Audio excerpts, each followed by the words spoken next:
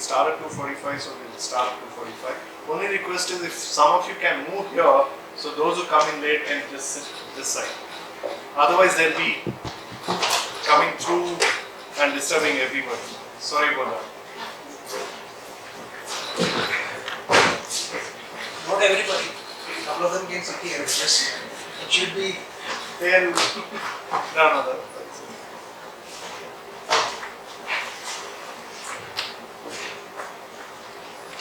So we just keep so that otherwise they'll be walking across to reach this side. It'll be just disturbing everyone.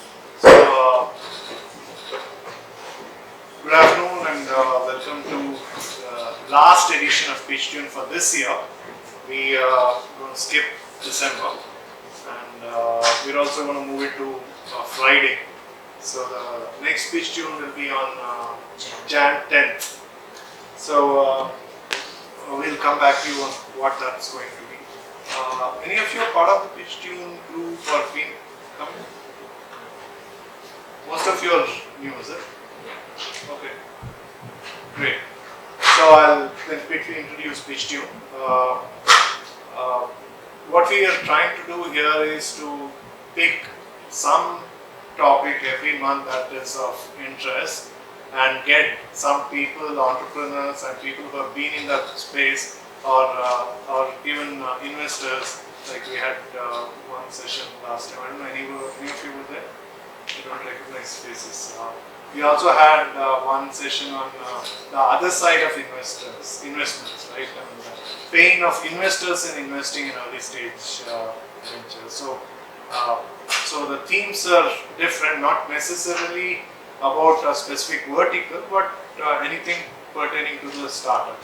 So that's what we do, and that is a part of the first half of the session, after which we'll take a break and then we will have startups pitching and which will be reviewed and you could share your feedback as well. So that's what is done, and we usually start with NSR cell. This light is really painful. I'll just move that up, it's hitting my wrist. So we ಸ್ವಲ್ಪ ಮೇಲೆ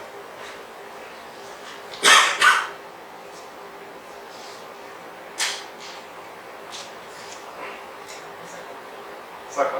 Okay, great. Right. I can't see any of your faces. Yeah. So we usually have NSR cell introducing NSR cell. So I believe most of you are new to NSR cell also, or some of you are. So we will have an introduction about NSR cell from Mukta. She will join in some time. So let me just give you a quick backdrop to today's topic before we call on the speaker. All of us have been introduced to e-commerce at different points of time. I had my introduction to it maybe 97, 96, 97, and 98 I started my e-commerce ventures. So it was fun, and there were a lot of things I did because I had to do. We didn't have so many of those infrastructure, or even cash on delivery was required to be done, and we had to.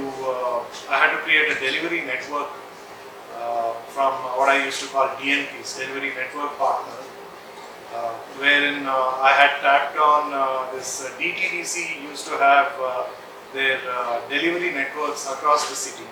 Almost every locality had a DTDC. Those guys would be doing something else, and they are also partners with DTDC. I don't know if you have noticed it. In pretty much every locality they were there. So they became part of my network. And and I had obviously not manufacturing anything, nor I was stocking anything.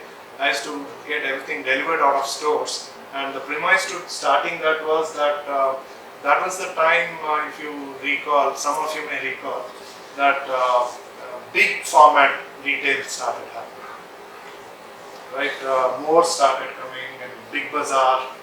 So these things started coming in, and there were a lot of talks about the end of the corner stores or kirana stores. That was the car boosters, which is still being talked about, right? As e-commerce are going to kill that. This was the talk about big format retailers are going to kill them. So that was the time got started and had a fun ride. But a lot of things have changed since then, and it continues to change. And a lot of us are not able to think of buying anything without taking your phone out, right? Those days, whatever my company was doing, we had to think everything within the computer monitor. The thought was how many people have computer, who have access to it, who can have internet. Internet access was very limited. In fact, one of my portals I used to run those days, called kannada.com, 83% of my users were coming from outside of India. So that was 83% of users outside of India. So, and I started e-commerce in Bangalore, which was hyper local. A long time, but things have changed from then to now. You know, big screen to we moved into mobile, and today you can't think of, you want to think of buying something, first thing you do is take out your phone. But all this is on the consumer side. But as we as entrepreneurs, when we want to be doing business, there are a lot of complexities to it, and each of the complexities also have a lot more compliance issues also. In fact, majority of the things I have worked on in the past, there was hardly any compliance factor in it because there was nobody doing it. Government also was not worried about it or not sure about it, and you just get started. If you encounter a problem, you'll see it there. So today, some of the e-commerce have crossed. You know, today you have a lot of complaints built into it, but still there are a lot of gray areas there. So we still operate in a lot of gray areas, and we still have some challenges. Idea was that of the poster, whoever has a problem with the design, that it's going to go down. It's not going to go down. It's pretty much going to thrive. But only thing is, idea was that let's understand what are the challenges and hear it from those who are currently running it, and what are their challenges and how are they solving it, how are they addressing it, and what remains their challenge. And then any questions you have as they speak, please make note of it. We will have a separate Q&A session, and at that point of time, we'll start taking questions with show of hands. Yeah? So,